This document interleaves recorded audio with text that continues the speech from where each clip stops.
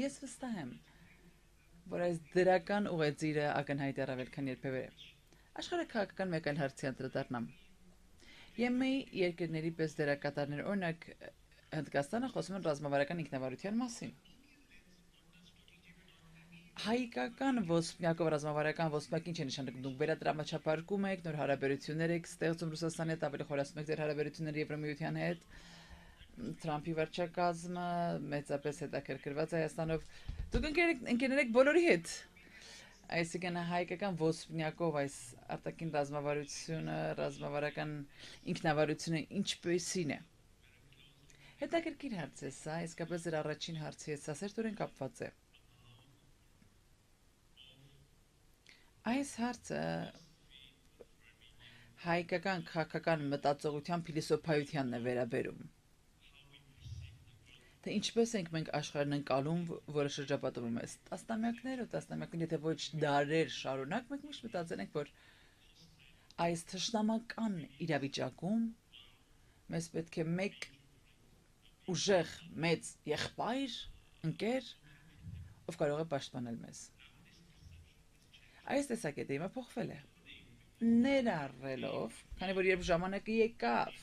եւ մենք իսկապես այդ պաշտպանության կարիքը ունենք մեծ ընկերոջը, այդ օգնությունը չհասավ տեղ, եւ մեծապես փոխեց արտաքին քաղաքականության մեր տեսակետը քաղաքացիների շրջանում, չեմ խոսում քաղաքական կառույցների եւ քաղաքական էլիտայի շրջանում, չէ՞ որ միայն խոսում, այլ լայն հասարակության շրջանում։ Հիմա կարծես հաջողել ենք ինչ որ ձևով եւ մենք ուզում ենք այս ուղղությամբ ընթանալ։ Ինչ որ կերպ կարողացել ենք մեր կախվածությունը նվազեցնել քաղաքական, տնտեսական, էներգետիկայի առումով մեկ կենտրոնից կախվածությունը, մեր փոխկապակցվածությունը մեկ կենտրոնից կարողացել ենք ինչ որ կերպ նվազեցնել եւ դիվերսիֆիկացնել մեր ընկերների թիվը։ Ինչպես դուք ճիշտ նշեցիք, մենք ռազմավարական գործընկերություն ենք հաստատել Ամերիկայի Մեծ Նահանգների հետ։ Նրանք առանցքային դերակատարում ունեին այս խաղաղության հաստատման գործում Հայաստանի եւ Ադրբեջանի միջև, նրանք առանցքային դերակատարում ունեին տրանսպորտային ենթակառուցվածքների ստեղծման գործում, գիտեմ որ TRIP ծրագրի մասին լսել եք, Թրամփի ուղին հանուն միջազգային բարգավաճման եւ խաղաղության, գիտեք երկաթուղի մասին է խոսքը, համացանցային մալուխներ, հաղորդուղիներ, էլեկտրական հաղորդուղիներ, խողովակաշարեր, միգուցե ապագայում նավթի, գազի։ Այս բոլորը կապակցվածություն է, փոխկապակցություն է Հայաստանի եւ Ադրբեջանի միջև, կապակցվածություն Հայաստանի եւ Ադրբեջանի, Թուրքիայի,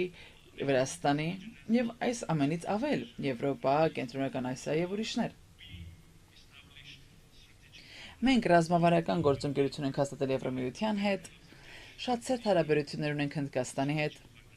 ռազմավարական գործընկերություն ունենք Չինաստանի, Ղազախստանի հետ եւ դեռ մեր ամուր կապերը պահում ենք Ռուսաստանի հետ, բայց նպատակը դիվերսիֆիկացնելն է այդ ուղիները, շուկաները եւ ընդհանուր առմամբ կապերը։ Մեր նպատակը սա է։ Ամփոփելով կամ ավելի կարճ եթե ասելու լինեմ, ռազմավարական ինքնավարություն եզրույթը, որը շատ մեծ տարածում ունի Հնդկաստանում եւ այլ տեղեր, մեզ համար դա հավասարակշռող, բալանսավորող մոտեցում ենք ընդունում շուկաների, գործընկերների։ Պարոն նախարար, շատ հետաքրքիր բան նշեցիք, ասացիք արտաքին քաղաքականության էլիտան եւ ավելի լայն հասարակությունը։ Սրա նորից անդրադառնալու եմ, հարցնելով, թե որքանով է հետաքրքրված լայն հասարակությունը Հայաստանում արտաքին քաղաքականությամբ, որքանով են նրանք հետաքրքրված, որքանով են նրանք հետևում, որքան հարցեր եք ստանում երիտասարդներից, ուսանողներից։ Այդ հարցին կանդրադառնանք։